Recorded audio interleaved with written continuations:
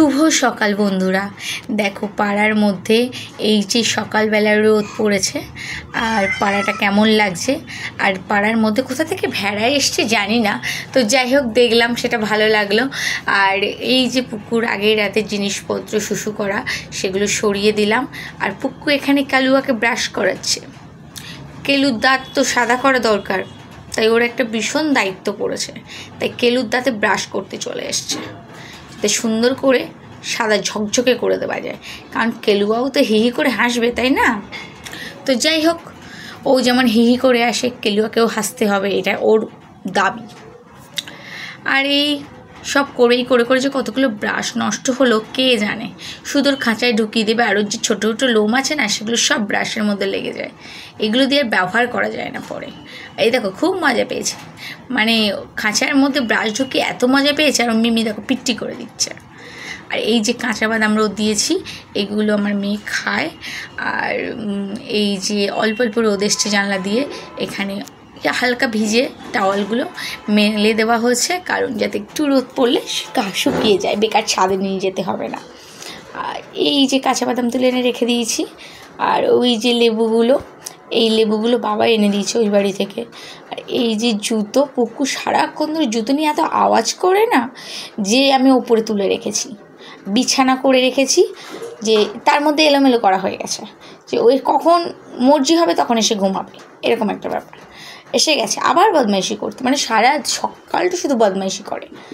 তো যতক্ষণ না ঘুমোচ্ছে, প্রত্যেক বাড়ির একই রুটিন, মানে যাদের বাড়ি বাচ্চা আছে দেখো। আর পুতুলটা দেখো পুরো হাত নেই, মানে ওর পুরো অবস্থা পুরো খারাপ। ও যে কার হাতে পড়েছে নিজেই জানে না। তো আর এই হলো আমার বোন, এই যে পুক্কু এখানে বসে বসে নানা হয়ে আছে, বসে বসে ঘোড়া খেলছে। রথের মেলায় কিনে দিয়েছিলাম, সেই ঘোড়া খেলছে। এটা যদিও ওর মেজমা কিনে দিয়েছে। আর আমি এই যে বাসন মাজি, বাসন কিছুতেই মাজতে দেবে না, কান্না করছে। আমাকে মনমাট এখন কোলে তোলো, কিন্তু কাজ তো করতে হবে, এটা বোনই করে, আমি খুব কম করি। তবু ভাবলাম অনেকটা আছে, ওকে একটু হেল্প করে দিই, তাহলে এগিয়ে যাবে। কিন্তু আমার মেয়েকে ফোন দিলাম, তবু ফোন দেখবে না, এখন এসে জ্বালাবে। কারণ দেখছে ওখানে কিছু একটা হচ্ছে, ভিডিও কিছু হচ্ছে, চলে এসছে নাচতে নাচতে। তো আমি যতটা পারি তাড়াতাড়ি করার চেষ্টা করছিলাম, কারণ এগিয়ে রাখাটা ভালো। তারপরে এই দেখো বোন এসে গেছে, আর ওকে ফোন নিয়ে ওর পাশে বসে আছে, ওকে খাওয়াচ্ছে। আর ওর খাওয়া তো পুরো কী যে খায় ভগবানই জানে, খাবে অর্ধেক আর ছড়াবে বেশি। ভয়েস করতে করতে চলে যেতে হলো, কি করব, ডিমের খোসা সমেতে খেয়ে নিয়েছে। এত বিচ্ছু কেন আমি নিজেই বুঝি না। কে আছে বলো ডিমের খোসা সমেতে খেয়ে নেয়? ওর মোটামুটি কোনো কিছু নেই। তো যাই হোক, আমি কতবার বলেছি এটা খায় না, এটা খেলে পেট খারাপ করবে। ও কিন্তু এমনি সময় এমনি সময় কিন্তু ভিতরের অংশটুকুই খায়, কিন্তু যখন আমি থাকি না তখন বদমাইশি বেশি বাড়ে, তো তখন ওরকমটা করে। আর এই দেখো জামা কাপড় অগোছালো হয়ে আছে, তাই দেখাতে পারলাম না। যাই হোক, আমি গুছাচ্ছি এখন বসে বসে, কারণ এরপর ওকে ঘুম দিয়ে রান্না করতে হবে, তাই যতটা পারি কাজ গুছিয়ে রাখা ভালো। আর আমার ড্রেসে দেখো কী হাল, পুরো একদম মানে আমাকেই বাটি হাতে রাস্তায় বসিয়ে দেওয়া উচিত, এত ভিখারি অবস্থা হয়ে গেছে আমার। যাই হোক, বর কিন্তু টাকা দেয়, তবুও আমার কেনার নাম নেই, টাকাগুলো সঞ্চয় করি, এই হলো ব্যাপার। যে চুল আঁচড়ে নিচ্ছি, কারণ সকাল থেকে একটু চুল আঁচড়ানো হয়নি, প্রায় 9টা সাড়ে 9টা বাজে। খাওয়াতে, বাসি কাজ করতে, অনেক কিছু কাজ থাকে যেগুলো তোমরা সবাই জানো, সকালের কাজ থাকে, সেগুলো করতেই অনেকটা সময় পেরিয়ে গেছে।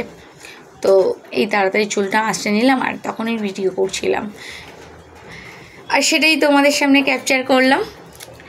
আর এই যে বিছানাটাও গুছিয়ে দিলাম, এটা বোন থাকে এখানে, আমি এখন থাকি না, নিচেই থাকি। পুরো প্রেগনেন্সিটা থেকে এখনও মেয়ের প্রায় 1.5 বছর, মানে 2 বছর হতে যাচ্ছে, আমি নিচেই থাকি। আর বোনই এখানে থাকে, তো ভাবলাম যে ও এলোমেলো করে রেখেছে, আমি আছি যখন গুছিয়ে দিই, এই আর কি।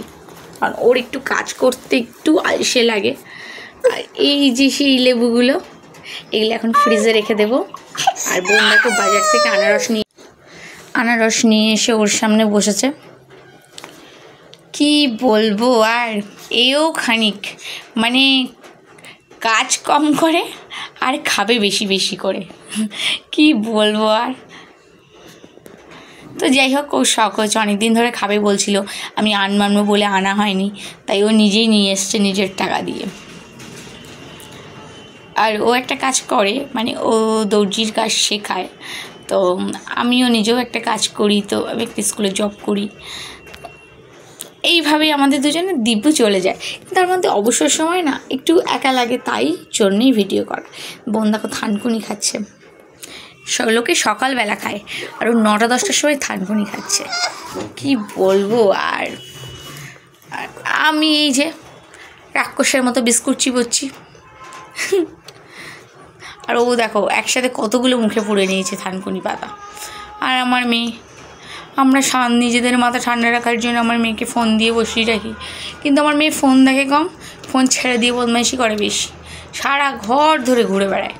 আবার একবার উকি মেরে দেখে যায় যে ফোনটা চলছে তো নাকি বন্ধ করে দিল, আমার শত্রুপক্ষ আছে বাড়ির মধ্যে, এরকম একটা ব্যাপার। প্রচুর ফোনই দেখছে, আর আমরা যে যার খাওয়া দাওয়াগুলো করে নিচ্ছি, কারণ এরপরেও এত বদমাইশি করে খাওয়াই যায় না। আর এই যে ঘুমিয়ে পড়েছে আমার সুন্দরী, এখন ঘুম দেবে, আমি রান্না করবো।